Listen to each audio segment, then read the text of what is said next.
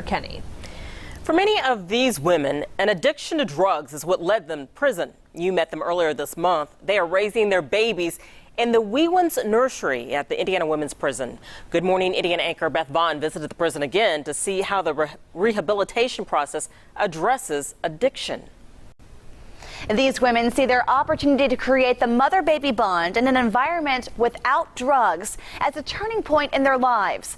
But several were very honest with me, expressing how unprepared they felt to continue sobriety outside prison walls.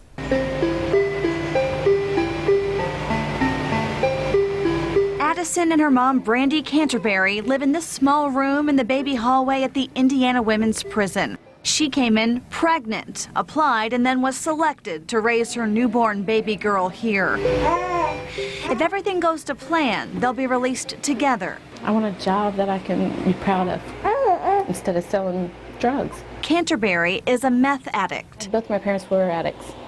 I became an addict. My life was surrounded around it, but I still had the choice.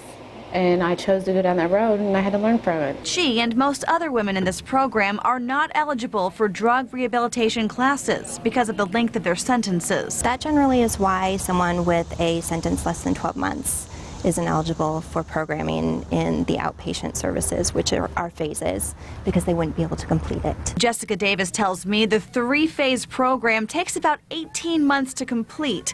They help offenders understand their addiction and the triggers that lead them back to drugs and alcohol, resources that would be very expensive outside prison walls. I think that a lot of women are suffering from addiction, but I think that women suffer longer than most men, just because of the role that they play in their families and in society as a whole. Many of them, even outside the Wee Ones nursery, are mothers as well. In fact, the Indiana Department of Correction reports an estimated 1.3 million American children have mothers serving time. So women like Canterbury with short sentences are given materials to go through on their own and access to weekly 12-step classes. Davis admits this takes extra self-motivation on the part of the women, and that can be hard for some, but the resources are made available. Beth, RTV6. Now your story.